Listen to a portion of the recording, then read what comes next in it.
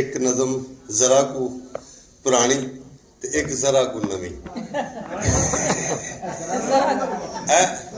किधर सुनावा पहले जरा को पुरानी पहले जरा को नवी मैं इसलिए बाद च सुनावांगा और राजा साहब दे ना करांगे क्योंकि मैं जिसले लिखी सी ते सब तो पहले फोन करके मैं राजा साहब ने सुनाई सी क्योंकि मेरी एक तरह बड़े वडके मेरे आड़ी भी ने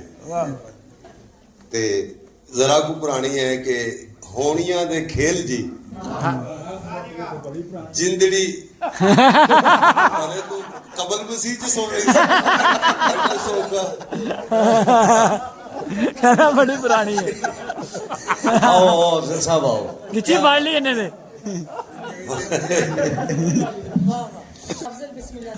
होनिया दे खेल जी जिंदड़ी रखेल जी ते कंडियां दी सेज उत्ते उमरां दे मेल जी क्या बात है। होनिया दे खेल जी जिंदगी जिंदड़ी रखेल जी कंडियां दी सेज उत्ते उमरां दे मेल जी ते दिल वाले दीवियां दा सड़ गया तेल जी ते हासियां नू चंबड़ीए हौकियां दी वेल हासियां नू चंबड़ीए हौकियां दी वेल जी ते साडियां कहानियां उड पुड जानियां ते एक भी ना छिट दिती इश्के दे पानियां ते मोड़ियां ना वागा साडी रूह दे हानियां ते बाहरलियां शैयां पईयां अंदर बुलानियां वाह क्या बात है। अंदर बुलानियां वाह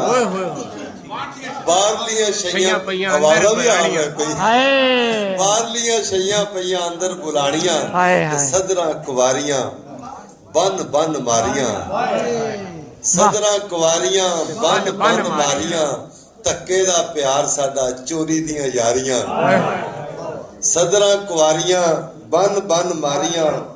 धक्के दा प्यार साडा चोरी दियां यारियां ते खेड समुंदरां दी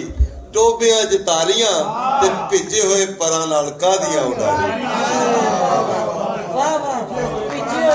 परां नाल दबार दे उडारियां अल्लाह दी रात